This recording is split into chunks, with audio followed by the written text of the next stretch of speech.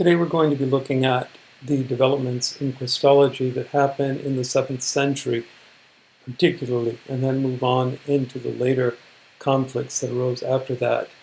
And this is the debate, the continuing debate about the significance of Chalcedon, and really the question of in what way can we understand the fullness of Christ's humanity.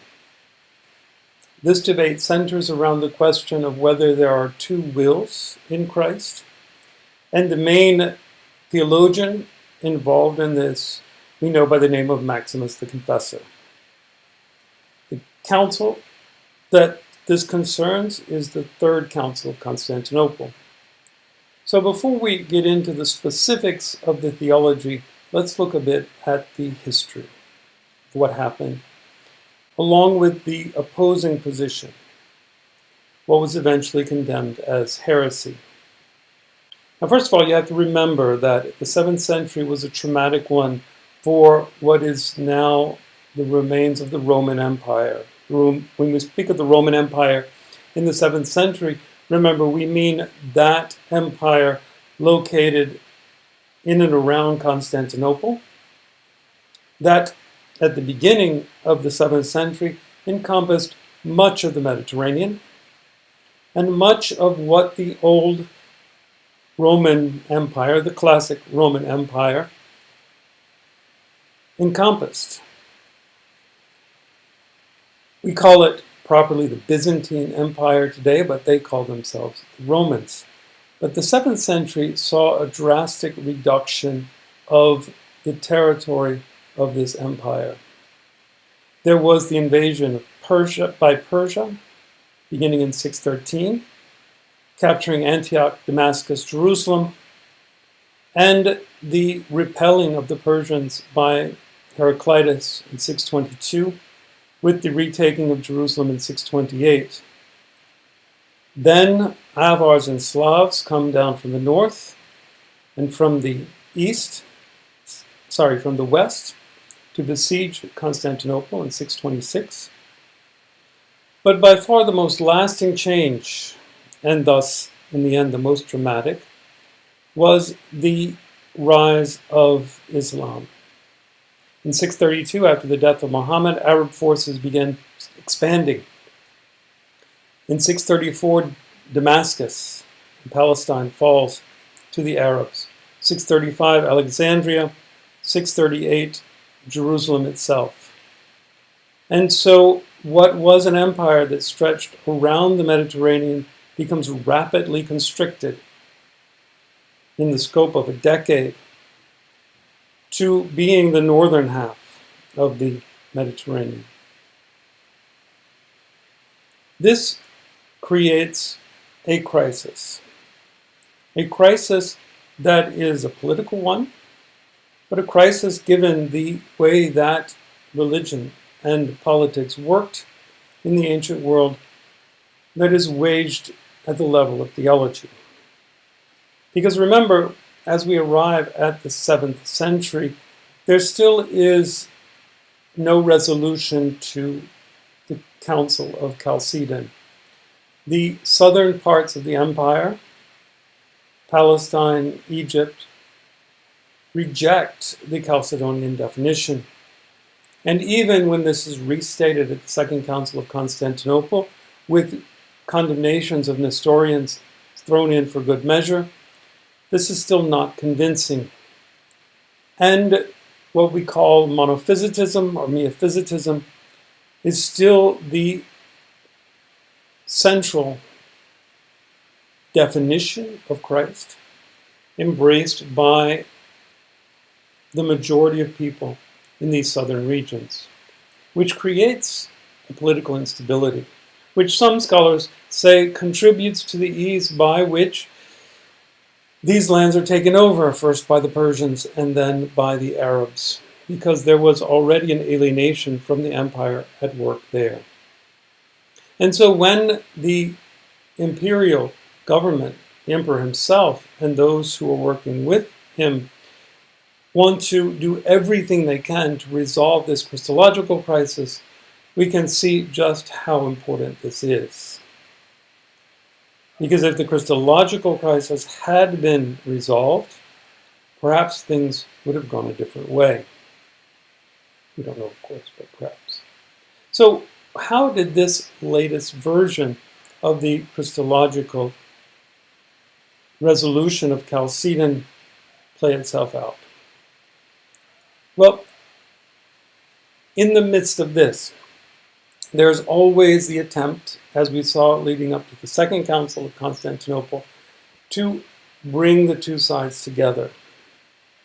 And there seemed to be an avenue of reconciliation that presented itself in these early years of the 7th century. And in around the year 618, the Patriarch of Constantinople at the time, Sergius, together with Emperor Heraclius, who had just been, remember, in the activity of, or was engaged and in the process of struggling against the Persians, came up with a plan for reconciliation between Chalcedonians and non-Chalcedonians.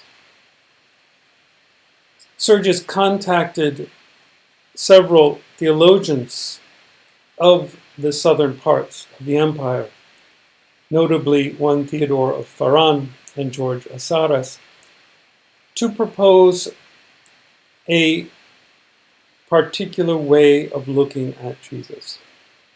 The concern, of course, for the non-Chalcedonians was to emphasize the unity and the singleness of Jesus, both before the Incarnation and after the Incarnation. And remember, they saw that inserting an idea of two natures in Christ did not do justice to his unity. Therefore, what Sergius came up with was a way of talking about the unity that didn't get hung up on the natures. Because remember, the debate about the natures is rather slippery. Just what do you mean by distinct natures is not exactly clear in the debates. Only that the assertion of two natures seemed wrong to the non-Chalcedonians. So Sergius said, well, let's not look at nature. Let's look instead at the activity of the nature, the way the nature operates.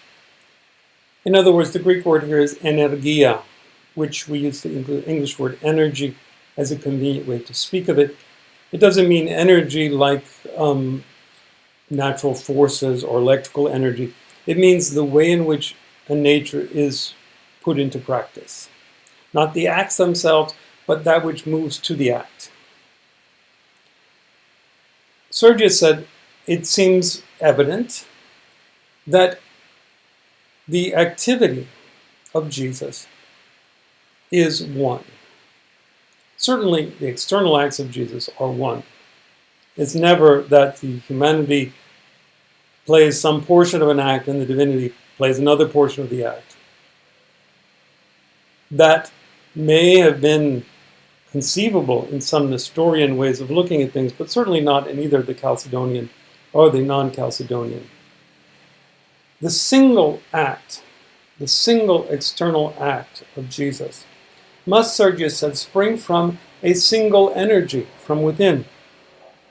An energy that arises out of the two natures, but the two natures put into practice in a single way. One energy coming from the incarnate nature of the Logos.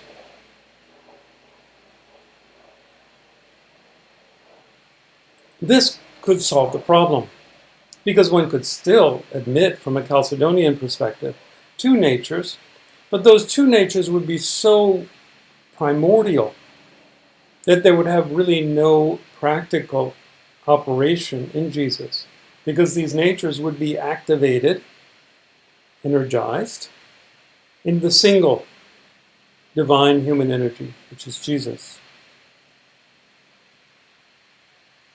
If you said that there were two energies in Jesus, this would imply division. Because when you're talking about the energy of a rational nature, the energy is manifest in a will. And it certainly cannot be said, Sergius argued, that Jesus had two wills. because this would mean that the human and the divine will would always have to come to some sort of harmony, and thus would be truly in a Nestorian idea of the human Jesus learning how to cooperate with the divine Jesus. Therefore, he says this might be a solution. Let's focus on the single energy and forget the talk about the natures. Theodore Ferran received this understanding and said, indeed, this is what we mean by the one nature of the incarnate Logos. The one energy of the Logos acts humanly in all of Christ's actions, yet his humanity is completely taken up into divinity, such that it is freed from its natural qualities. Christ's humanity is the instrument of his divine activity. Thus, there is no active power in Christ's humanity. There is a passive human energy, but this is taken up into the active divine energy, and it is the divine Son who acts. Now you notice the difference of emphasis here. Sergius's more Chalcedonian way of conceiving the unity of the two natures in the one energy balances, you might say, the two. Theodore's more Monophysite conception wants to put primacy on the divine, and thus the human becomes passive. And here we have one of the cues already as to why this will not prove to be the right solution. The approach is known by scholars as monoenergism, a single energy. And this is indeed promoted in the next several years. Sergius approaches the party of Severus of Antioch with this new idea. They don't quite accept it because they're still talking about two natures behind the one energy, but nonetheless he doesn't give up. He composes a treatise defending monoenergism, sends it to Cyrus of Phasis, who accepts it more readily. And when Cyrus was named Patriarch of Alexandria in 631 by Heraclitus himself, he proceeds to broker a union statement between the non-Chalcedonians in Alexandria and the Chalcedonians. And this is successful. In 631, there is the common assertion of both Chalcedonians and non-Chalcedonians in Constantinople and in Alexandria that Christ has one theandric energy, and thus one will. When this is publicized, a monk from North Africa, Sophronius, is quite alarmed, and he signals his objection to the solution of monoenergism. And as he begins to raise his alarm, one of his co-monks in the monastery by the name of Maximus, whom we'll talk about quite some detail, agrees and begins writing on the issue. In 633, Sergius is faced with more and more objections to this union. He formally distances himself from it, but yet he issues a judgment to all those under his care, in other words, to all Chalcedonian Christians, that we should just accept the unity of Jesus and not get into a discussion of how many natures he has. This is simply a divisive subject, and we should accept both sides as asserting the unity of Christ. Sergius is trying to get as many Christians unified as possible. So he writes to Pope Honorius I here in Rome, proposing to him this monoenergistic solution. And Honorius enthusiastically agrees. Yes, Christ is one. Christ acts as one. Christ has one will. To speak of energies is rather pedantic, Honorius says, but you should focus instead on the will. Christ performs divine and human acts. The perfect humanity assumed by the Logos means that his humanity has only the divine will. So rather than get hung up on one energy, two energy, just talk about the one Christ with the one will, which is the divine will, Honorius says. Honorius is encouraged by this, and the discussion expands between not merely monoenergistic, but properly monotheletic, one will, or monotheletism. However, in 634, Sophronius, the monk, was elected Patriarch of Jerusalem and begins actively using his authority as one of the 5 major patriarchs to oppose this conciliatory gesture, saying that we have to say that there is in Christ 2 energies, 2 wills. He avoids the language of natures, according to the decree of the Patriarch of Constantinople, but he still wants to show that this is the wrong way to go. He's very short-lived, though. By 638, he has died, and Sergius makes another move. He gets the emperor to sign on to his rejection of the discussion of natures and the assertion of the one will of Christ. And they issue an imperial decree, which in Greek is known as an ekthesis, which imposes monotheletism as the official position of the Church. This is ratified in 2 synods, one under Sergius and the other under his successor Pyrrhus, and then approved by Alexandria, Antioch, and Jerusalem. Pyrrhus, who is the new Patriarch of Constantinople, is completely behind this. He argues in his own writings that you cannot say that there are 2 wills in Christ. One will in Christ is the only orthodox solution. 2 wills, he says, cannot both exist in one subject, since this implies division or opposition. Christ has one will and one energy because he is one subject. When we talk about a will, we don't talk about the will of a nature, we talk about a will of a person. Therefore, Christ is one person, Christ has one will.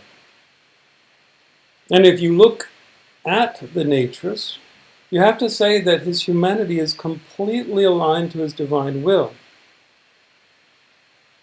His humanity becomes passive to his divinity. You would only have a distinct human energy and a human will if the human were opposed to the divine, which never happens in Christ.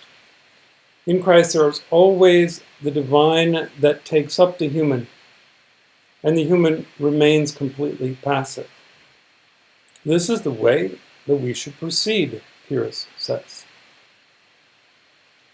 And so by 638, we have this imperial decree that is being supported by the leading bishops of the four of the 5 major patriarchates: Constantinople, Alexandria, Antioch, and Jerusalem.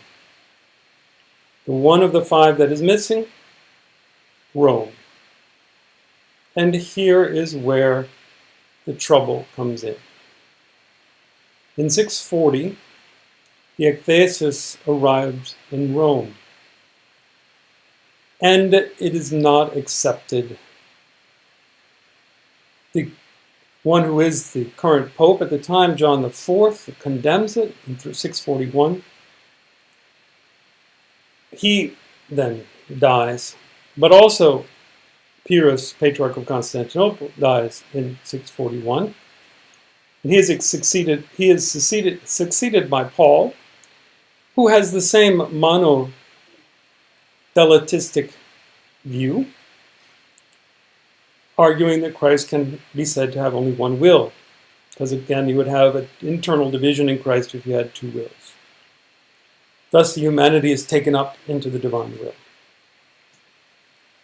Now, you can see the attractiveness of the position of monotheletism. Because indeed, if we think of Christ as having a human and divine will, the human will does seem to resist the divine will, certainly in our present life. And if Christ has two wills, it would almost be like he has two minds, such that whatever choice he had to make, he'd have to come to some sort of internal resolution before he acted, which would leave our image of Christ as a troubled soul. The humanity always having to discern the will of the divine, or even knew it clearly, if you would say, decide whether or not to go along with it. Splitting what we call today the psyche of Christ into two parts. If Christ has only one mind, he must have only one will. This, however, is shown to be heresy. Monotheletism and monoenergism are officially condemned at the Council of Constantinople, the Third Council of Constantinople in 681. But remember, we're still in 641, so there's a long road to go before the heresy, or the two heresies, are revealed to be damaging to our understanding of Jesus. And the person that is instrumental and key and most clear in showing, well, in his opposition to the athesis and in showing the problem with these two approaches, is the man we call Maximus, the Confessor. Confessor here is a title given to him because he stands firm against persecution. And so now we turn to Maximus. I'll sketch out a bit of his life, and then we'll dive into his theology.